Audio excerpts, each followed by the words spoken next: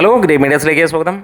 Patriot ഈ ഒരു ചിത്രം മൂന്നാം ദിനത്തിലേക്ക് കടക്കുമ്പോൾ ജനങ്ങൾ വിധി എഴുതുന്നത് ഇങ്ങനെ തന്നെയാണ്. എമ്പുരാനേക്കാളും ആടുജീവിതത്തെക്കാളും കാണാൻ നല്ലത് പാട്രിയോട്ട് തന്നെയാണ്. എമ്പുരാനും ആടുജീവിതവുമൊക്കെ തിയേറ്ററിൽ 100 കോടിക്ക് മുകളിൽ നേടിയെങ്കിലും പ്രേക്ഷകന് തൃപ്തി നൽകാത്ത ചിത്രങ്ങൾ തന്നെയാണ്. ഫാൻസിന് പോലും പലർക്കും നടന്നില്ല. പക്ഷേ ഈ സിനിമകൾ രണ്ടും 100 കോടിക്ക് മുകളിലെത്തുകയും രണ്ടും പരാജയപ്പെടുകയും ചെയ്തു. ഇവിടെ വലിയ ബഡ്ജറ്റിൽ വരുന്ന അല്ലെങ്കിൽ വന്നിരിക്കുന്ന മമ്മൂട്ടിയുടെ പാട്രിയോട്ട് എന്ന ചിത്രവും അതേ ഗതിയിലേക്ക് തന്നെ പോവുകയാണ്. പാട്രിയോട്ട് പക്ഷേ ഭേദപ്പെട്ടതാണ് എന്നുള്ള ഓരോ കാണികളുടെയും വാക്കുകൾ ആശ്വാസമെങ്കിലും നൽകുന്നു എന്ന് തന്നെ പറയാം. ഒരു കാര്യം ഓർക്കാതിരിക്കാൻ അല്ലെങ്കിൽ ഓർമ്മിപ്പിക്കാതിരിക്കാൻ കഴിയില്ല എന്ന് തന്നെ പറയാം. വേറെ ഒന്നുമല്ല, ആൻ്റണി ഇല്ല എന്നുള്ളത് തന്നെയാണ്. അതെ, ആൻ്റണി പെരുമ്പാവൂർ ഉണ്ടായിരുന്നെങ്കിൽ ഈ സിനിമ ആദ്യ ദിനം തന്നെ 100 കോടിക്ക് മുകളിൽ നേടിയനെ. ചാനൽ ഇടയിൽ ഒന്ന് സബ്സ്ക്രൈബ് ചെയ്യുന്ന കാര്യം പരിഗണിക്കണമെന്ന് ഓർമ്മിപ്പിക്കുകയും ചെയ്യുന്നു.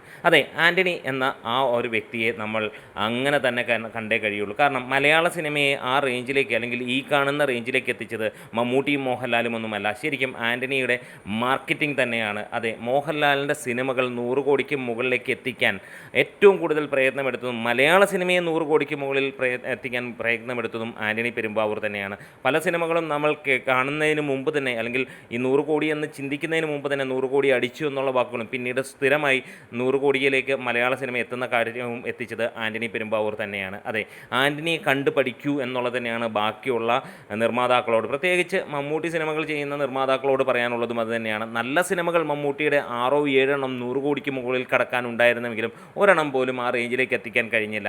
കാരണം മാർക്കറ്റിങ്ങിലെ പിഴവ് തന്നെയാണ്. ഇവിടെ മോഹൻലാൽ എന്ന നടൻ ഉണ്ടായതുകൊണ്ട് തന്നെ നമുക്ക് കാണാൻ കഴിയുന്നു വലിയ രീതിയിൽ, അതായത് മമ്മൂട്ടിയും മോഹൻലാലും ഒരുമിച്ച് നിൽക്കുന്നു എന്നുള്ളത് കൊണ്ട് തന്നെ അതിന് ഇനീഷ്യൽ ഗംഭീരമായിട്ടുള്ള ഒരു കാര്യമാണ് വരേണ്ടത്, അല്ലെങ്കിൽ അത്രയും കളക്ഷനാണ് വരേണ്ടത്. പക്ഷേ അതുപോലും ചവിട്ടിത്താഴ്ത്തുന്ന തരത്തിലായിരുന്നു ഇതിൻ്റെയും നമുക്ക് പ്രൊമോഷൻ കാണാൻ. No hype, zero hype. എന്താണെങ്കിലും കാണികളിൽ നിന്ന് വന്നിരിക്കുന്ന ഇന്നത്തെ അല്ലെങ്കിൽ ഏകദേശം 5-6 ലക്ഷം കാണികൾ കേരളത്തിൽ കണ്ടിട്ട് അവരിൽ നിന്ന് ഏറെയും ആളുകൾ പറയുന്ന വാക്കിത് തന്നെയാണ്.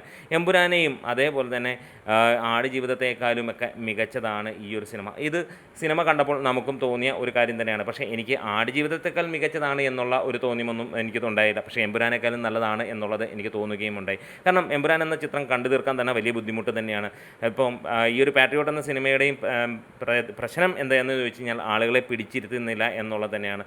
അപ്പോൾ മാർക്കറ്റിങ്ങിൽ തന്നെ നമുക്ക് ഒരു പടം വിജയിപ്പിക്കാം, അല്ലാതെ സിനിമ നല്ലതാവണമെന്നൊന്നുമില്ല. അതിനുള്ള ഉദാഹരണമാണ് മലയാളത്തിലെ പല 100 കോടിയും അതിന് മുകളിൽ നേടിയിരിക്കുന്ന ചിത്രങ്ങളും. എല്ലാ സിനിമകളുമല്ല, പല സിനിമകളും അതിന് യോഗ്യമായ സിനിമകൾ തന്നെയാണ് ഇപ്പോൾ 250-ഉം 300-ഉം കോടിയൊക്കെ നേടിയിരിക്കുന്നത്. എന്തായാലും നിങ്ങളുടെ അഭിപ്രായങ്ങൾ ആരായിരിക്കാണ്? വീഡിയോസ് ഇഷ്ടമായാൽ സപ്പോർട്ട് ചെയ്ത് തരാം.